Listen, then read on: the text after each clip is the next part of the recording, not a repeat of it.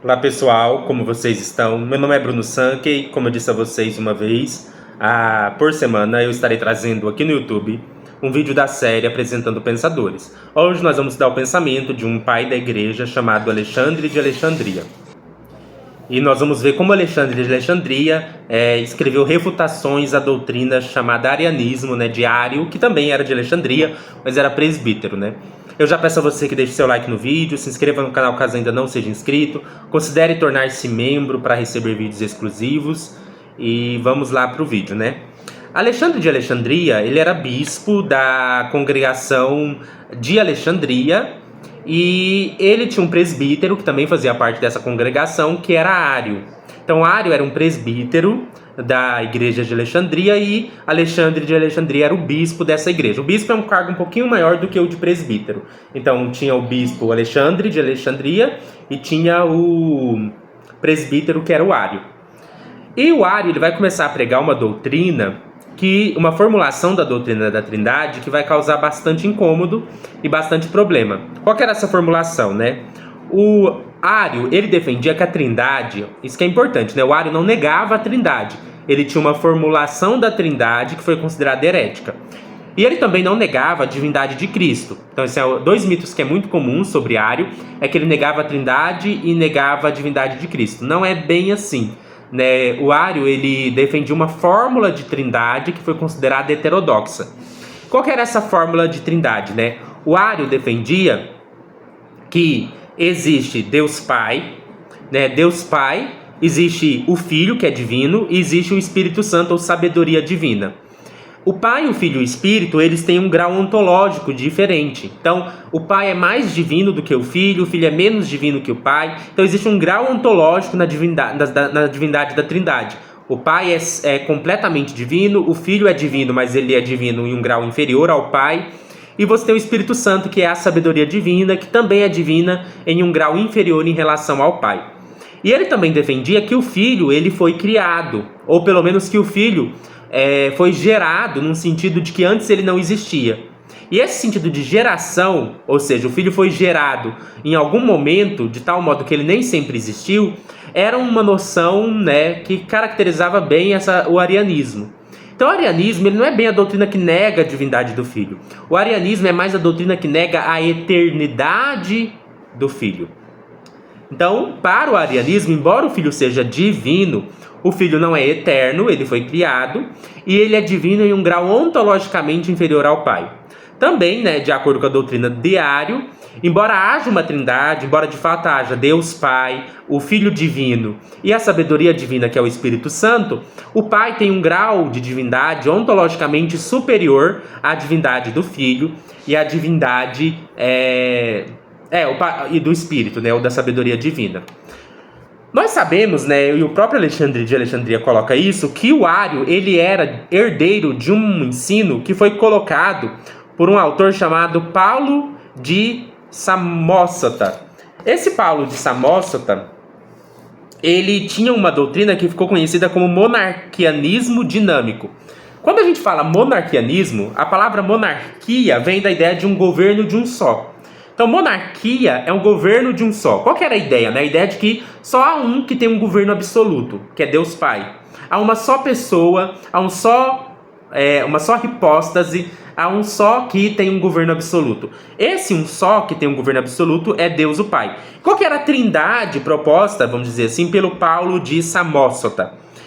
A trindade monarquista, não é a trindade nicena ou trindade ortodoxa. Qual que era a trindade de Paulo de Samósata? Para ele, existia Deus Pai, que era o único que é realmente Deus no sentido mais pleno da sua palavra. E esse Deus Pai ele tem dois aspectos conectados a ele. O Logos divino e a sabedoria divina. Então, quando nós pensamos em Deus, Deus Pai, ele tem junto a ele o seu Logos, que é o Logos divino, e ele tem junto a ele a sabedoria, que é a sabedoria divina. Essas noções, elas são muito importantes porque, assim, quando a gente pensa em Deus, nós pensamos que Deus é um intelecto perfeito. E esse intelecto perfeito é um logos, ele tem uma razão divina. Então, um dos aspectos da natureza de Deus é a sua razão, uma razão divina. E essa razão que faz parte da natureza divina, a gente chama de Logos, na doutrina do Paulo de Samósata. Mas além do Logos, né, nós sabemos que uma das características do intelecto é a sofia, ou sabedoria, né? Então a sabedoria, ela classicamente foi interpretada como uma espécie de virtude intelectual. Então se Deus é intelecto, ele também possui uma virtude intelectual. E qual que é o nome da virtude intelectual? O nome da virtude intelectual é sofia, ou sabedoria. Então, quando a gente pensa em Deus como uma substância intelectiva, nós podemos caracterizar dois elementos da natureza divina. As razões divinas, como Deus é uma substância intelectiva, ele possui em si razão, ou razão das coisas. E essa razão das coisas é o Logos. O Logos é a razão das coisas. E Deus também, sendo intelecto, ele possui sabedoria, né? Porque a sabedoria é a virtude intelectiva. Portanto, se Deus é intelecto, se Deus é uma substância intelectiva, Deus ele também possui na sua natureza o Logos, que é a razão divina, e a Sofia, que é a sabedoria divina. Qual que era a noção do Paulo de Samósata? Deus, ele tem na sua natureza o Logos e a sabedoria. E existiu na Terra alguém chamado Jesus, né? Jesus nasceu, né, aqui nesse mundo, Jesus viveu no nosso mundo e Jesus mostrou perfeita obediência a Deus o Pai. Então o que Deus Pai fez? Deus Pai fez habitar em Jesus Cristo o Logos. Então o que Deus Pai faz? Né, nós temos, por exemplo, essa doutrina, ela tem certa semente, principalmente no Evangelho de Lucas e no livro de Atos dos Apóstolos. A gente encontra diferentes textos em Lucas e em Atos dos Apóstolos, uma ideia de que, sei lá, quando o filho é batizado, Deus Pai fala: "Este é o meu filho, né, em quem me comprazo." Quando o filho ressuscita, de novo tem essa ideia: "Esse é o meu filho, em quem me comprazo." Qual que é a ideia desses textos, né? Principalmente, então, a base para a doutrina do Paulo de Samósata vai ser principalmente a teologia lucana. Então, Paulo de Samósata, não estou falando se ele interpretou certo ou não, mas Paulo de Samósata se inspirou principalmente na teologia lucana, que é a teologia do Evangelho de Lucas e do livro de Atos dos Apóstolos, que é a ideia de que o Pai faz repousar no Filho a sua sabedoria e faz habitar no Filho o seu Logos. Então, quando o Filho é batizado ali no Jordão, o Pai fala do céu: "Este é o meu Filho amado em quem me comprazo." A gente poderia pensar: "Esse é o meu Filho amado em quem eu tenho prazer de fazer habitar o meu Logos." E também, né, nós vemos que no batismo de Jesus vem o Espírito Santo em forma de pomba e repousa sobre Jesus. Então também a gente poderia ler: "Este é o meu Filho amado em quem eu faço repousar a minha sabedoria."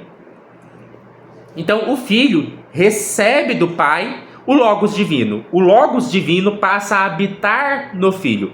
Essa doutrina também ficou conhecida como adocianismo. Porque qual que é a ideia dessa doutrina? O Filho não é um filho eterno do Pai, né? Jesus Cristo não foi desde sempre filho do Pai. Na verdade, né, existiu o Logos divino e Jesus Cristo é alguém que, demonstrando perfeita obediência ao Pai na terra, o Pai agradou de fazer nele habitar a divindade, o Logos divino. Nós lemos, por exemplo, no livro de Colossenses, né, Colossenses capítulo 1, versículo 19, que o Pai agradou, né, de que no Filho habitasse a plenitude da divindade. Então é como se, na verdade, o que aconteceu é que Jesus Cristo, ao demonstrar na sua vida terrena perfeita obediência a Deus o Pai, agradou o Pai de tal modo que o Pai agradou de fazer habitar no Filho o seu Logos. Essa doutrina ficou conhecida como monarquianismo dinâmico ou adocianismo. Dinâmico porque, existe uma dinâmica do Pai em fazer habitar no Filho o seu Logos. Essa doutrina, então, vai inspirar Ário de Alexandria a desenvolver a sua própria concepção de trindade. O que o Ário de Alexandria vai pegar de Paulo de Samósata? A ideia de que o Filho nem sempre foi filho. Ou melhor, a ideia de que o Filho não é coeterno com Deus o Pai. Então, Ário de Alexandria vai dizer assim que o Filho, ele até pré-existe antes da encarnação, que é um pouco diferente de Paulo de Samósata. Porque para o Paulo de Samósata, o que pré-existe é o Logos. O que pré-existe antes da encarnação é o Logos. E o Logos depois passa a habitar no Filho, que é Jesus. Mas para o Ário de Alexandria, nós podemos falar assim que o Cristo pré-existiu, que Jesus pré-existiu antes da sua encarnação. Né? Então esse Logos, na verdade, não é que ele vai habitar no Filho. O Filho é o Logos. Né? Jesus Cristo é o Logos. Jesus Cristo é o Logos encarnado. Só que tem um detalhe. Esse Logos, embora pré-existia antes de se encarnar, ele não pré-existia desde a eternidade. Ele não é coeterno com Deus o Pai. Esse Logos, ele foi criado. Então, por exemplo, o Ário de Alexandria se esperava num texto que está em Colossenses, capítulo 1, versículo de número 15, que diz assim que o Filho é o primogênito, ou primogênito, prototokos, no grego. Ele é o primogênito de toda a criação. Né? Então, qual que é a ideia, né? O Filho é o primeiro gerado na criação. O Filho é a primeira criatura divina. Então, qual que é a ideia, né? Perceba que o texto de Colossenses 1,15 diz, né? O Filho é o primogênito de toda a criação. Né? Alguém só é primogênito se ele fizer parte do grupo que ele é primogênito. Né? Se eu falo que alguém é primogênito dos mortos, é porque essa pessoa morreu. Se eu falo que alguém é primogênito dos filhos, é porque essa pessoa é filho. Então, se o texto de Colossenses 1,15 estava dizendo que o Filho é o primogênito de toda a criação, é porque esse Filho faz parte da criação, ele foi criado. Né? Então, o texto era lido pelo Ário de Alexandria. Eu estou lendo como o Ário lia, não estou falando que é essa a interpretação correta. Mas o Ário lia, né? O Filho é o primogênito de toda a criação. Então, dizer que o Filho é o primeiro gerado é dizer que ele é o primeiro criado. Não tem diferença. Ser gerado e ser criado é a mesma coisa. Mas o texto diz, ele é o primogênito, o primeiro gerado, o primeiro criado. Né? E por que ele é o primeiro criado? Porque nele foram feitas todas as coisas, no céu e na terra. Nele, a partir da substância dele, Deus cria tudo. Ou seja, a partir do Logos, que é a razão divina, Deus cria todas as coisas. Todas as coisas nada mais são do que coisas tiradas da substância divina. Né? Essa ideia é muito comum no pensamento grego, que é a ideia de que existe uma razão divina por trás das coisas. Essa razão é como uma semente do qual as coisas brotam. É a razão de ser das coisas. Portanto, se o Logos divino é a razão das coisas, né, as coisas elas são geradas a partir da razão divina. Então é nesse sentido que a razão divina é a primeira coisa gerada, e a partir da razão divina todas as demais coisas são geradas. Então essa era a doutrina de Ário de Alexandria. Então o Filho é o primogênito de toda a criação, ele é a razão divina a partir da qual todas as coisas foram criadas, como está em Colossenses, capítulo de número 1, versículo de número 15 e 16, na leitura, obviamente, ariana. E o Ário defendia, né, que esse filho, quando ele foi gerado, Deus Pai, aí diz Colossenses capítulo 1, versículo 19, agradou ao Pai fazer habitar nele a divindade. E nós lemos em Colossenses capítulo 2, versículo 9, que no Filho habitava corporalmente toda a plenitude da divindade. Isso também ele tirou do Paulo de Samósata, né? Então, sei lá, no Paulo de Samósata, Deus agradou de fazer habitar no Filho a plenitude da divindade. A diferença com Paulo de Samósata, né, é que esse Logos, ele pode ser identificado com o próprio Jesus na sua existência pré-encarnada. Não é uma espécie de adoção, exatamente. Então, essa era a doutrina ariana. E quando Ário de Alexandria começou a ensinar isso, né, herdeiro do pensamento de Paulo de Samósata, e principalmente passando por um cara que chama Luciano de Alexandria, porque tem o Paulo de Samósata. O Paulo de Samósata influenciou Luciano de Alexandria, e o Luciano de Alexandria influenciou Ário. Então é nessa ordem: Paulo de Samósata, Luciano de Alexandria, Ário. Quando a gente estuda patrísticas, a gente não tem noção do tempo, né? Não sei se vocês já tiveram essa ideia. Pense o seguinte: Jesus Cristo nasceu por volta do ano 4 a.C. O Ário, a controvérsia ariana aconteceu por volta do ano 300 depois de Cristo. Às vezes a gente não tem noção de quanto tempo passou, né? Pensa o seguinte: se a gente fosse comparar, vamos colocar aqui o Concílio de Nicéia, que discutiu a controvérsia ariana, foi em 325 depois de Cristo. Se a gente fosse comparar, nós estamos em 2025. Que ano que Jesus teria nascido? 1700. Vocês já pararam para passar o tanto de tempo que passou desde 1700 até 2025? Em 1700 o Brasil era uma colônia. Em 1700, quem eram os filósofos famosos? Era Locke e Leibniz. Pensa o quanto de coisa aconteceu no Brasil de 1700 a 2025. Da mesma maneira, pensa o tanto de coisa que aconteceu do ano que Jesus nasceu até o ano 325 depois de Cristo. É o mesmo período de tempo de 1700 até hoje. Então, a doutrina, a cristologia se desenvolveu a muita coisa, muita água passou por baixo desse pano, né, dessa ponte, na verdade. Muita água rolou aí embaixo. Então, muitas pessoas não entendem isso, porque as pessoas não percebem que houve uma evolução do pensamento sobre Cristo ao longo desse tempo que foi imensa. A doutrina do Logos, ela começou a ser desenvolvida 100 anos depois da morte de Jesus.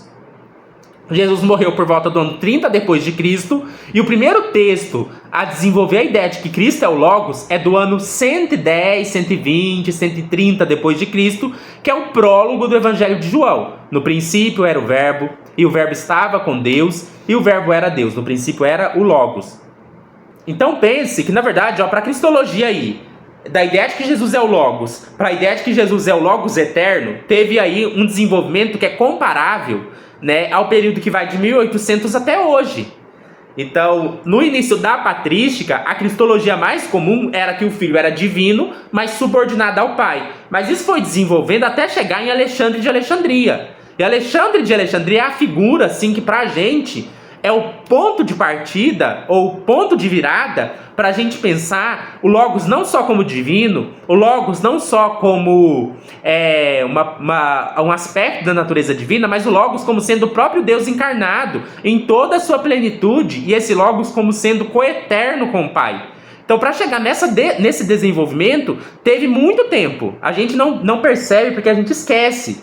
A gente pensa, né, Jesus morreu, depois os pais da igreja, depois o concílio de Nicéia. De Jesus morrer até o concílio de Nicéia é muito tempo, né? De Jesus nascer até o concílio de Nicéia é comparado com o tempo do Brasil colônia, 1700, até hoje, 2025. Então muita água rolou para a gente chegar no ponto que a gente está, de alguém chegar e poder defender que o Logos não só é divino, mas que o Logos é coeterno com o Pai. E Alexandre de Alexandria é a figura central dessa doutrina. Antes dele, o Orígenes já havia dito que o Logos é eterno. Mas não tem tanto peso porque para o Orígenes até o mundo é eterno. Mas a figura central para dizer assim, o Logos é eterno, coeterno com o Pai, em um sentido muito forte, é Alexandre de Alexandria, no contexto da controvérsia ariana. E quando essa controvérsia acontece, a controvérsia com Ário de Alexandria, o Alexandre de Alexandria vai buscar apoio de bispos, principalmente do Egito e da Líbia. Ele vai conseguir uma espécie de abaixo-assinado contra o Ário, né, para que o Ário fosse anatematizado, né? Anatematizado é ser excomungado. Então, assim, ele vai pegar a assinatura, de bispos de várias regiões do Egito e da Líbia. Ele vai fazer um abaixo-assinado imenso, né, de pessoas que concordavam com ele para excomungar os arianos. E os arianos também não eram poucos. Né? O Alexandre de Alexandria vai citar vários arianos. Ário, Aquiles, Aitales, Corpanes, um outro cara que também chama Ário, Sarmates, Ezóios, Lúcio, Júlio, Menas, Eládios. É um monte de nome que ele vai citando também que apoiavam a visão do Ário. Por isso que foi uma controvérsia. De um lado, tinha vários bispos apoiando a posição do Alexandre de Alexandria. Qual que é a posição do Alexandre de Alexandria? O Filho é coeterno com Deus o Pai. Do outro lado, tinha vários bispos, também bispos, diáconos, pessoas apoiando a posição do Ário, né? E aí, essas pessoas apoiavam que a ideia de que o Filho, embora divino, foi criado.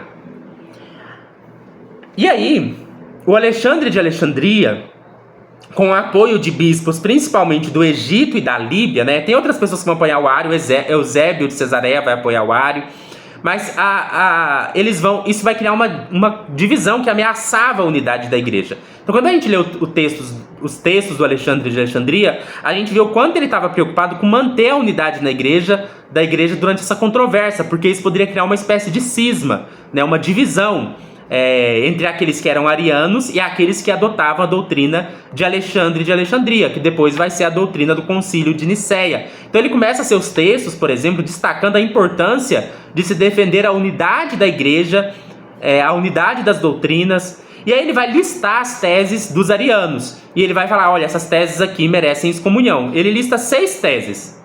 A primeira tese ariana é de que houve um tempo em que Deus não era pai. Ou seja, Deus não é pai desde sempre. Deus se tornou pai quando ele criou Deus Filho. Segundo, o Filho foi gerado ex nihilo, né? Houve um tempo antes da geração em que não havia filho, e depois o filho foi gerado. E ser gerado também significa ser criado. Uma terceira tese também era de que houve um tempo em que o filho não existia. Ou seja, o filho não existe de maneira coeterna com o pai. Ele foi criado em um momento específico.